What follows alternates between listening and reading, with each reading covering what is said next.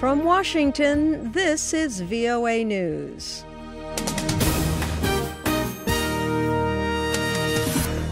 I'm Ann Ball reporting. United States President Donald Trump went on the road to talk about his recent tax cut plan. But the tax cuts are the most significant tax cut, most significant reform in American history, with tremendous tax relief for working families, for small businesses, for big businesses that produce jobs. Visiting the H&K Equipment Company in Pennsylvania, while Congress worked on keeping the government open past midnight Friday. A bill working its way through Congress has Trump's support.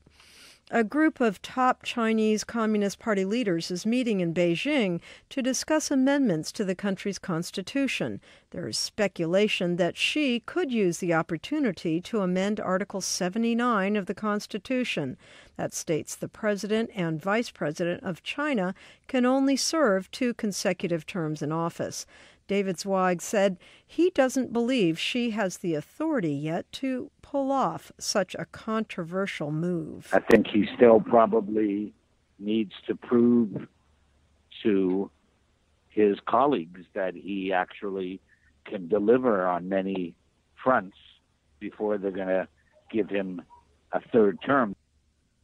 Xi was approved to begin his second 5-year term late last year and is now slated to step down in 2022, but many believe he wants to stay in office longer.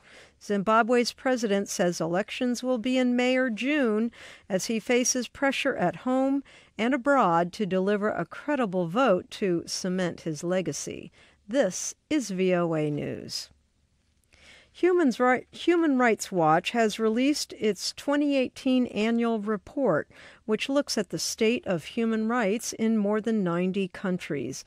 The report claims that human rights in the U.S. have come under attack since the election of Donald Trump, and Myanmar is strongly criticized in the report. About 700 Rohingya Muslims have fled a violent government crackdown into neighboring Bangladesh. Here's David Mepham. One of the things that we're calling for in the report is much more concerted pressure to be applied to the Myanmar authorities. Mepham questions why world leaders and governments have not called for targeted sanctions against the Myanmar military leaders. Speaking to VOA, contributor Greta Van Susteren on Wednesday was U.S. Ambassador to the United Nations, Nikki Haley. She said everything needed to be looked at with regards to the situation in Burma. I don't think that we should in any way be soft on what is happening in Burma with the government or with the military. I think they need to be held accountable for what they've done, and I think we need to make sure that we provide a safe place for the refugees, because repatriation is not something that is going to come easily because they're too scared to go back. Member states are participating in a UN review of Burundi's human rights record have accused the Central African government of wide-scale abuse, including extrajudicial killings, torture, sexual violence, and the repression of freedom of expression. Burundi is one of 14 states under examination by the UN Human Rights Council's Universal Periodic Review. This is the 3rd time that Burundi has been examined under the Universal Periodic Review. It's a unique process that scrutinizes the human rights records of all 193 UN member states.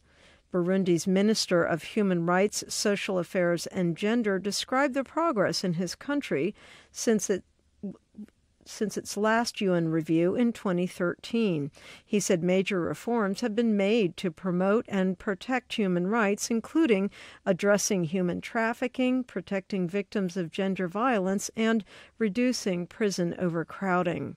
He fended off criticism of impunity by noting many bills have passed to prevent such action, but not everyone was persuaded by the arguments. The head of the U.S. delegation expressed dismay at the continued threats against the UN personnel by government officials. World News from VOA.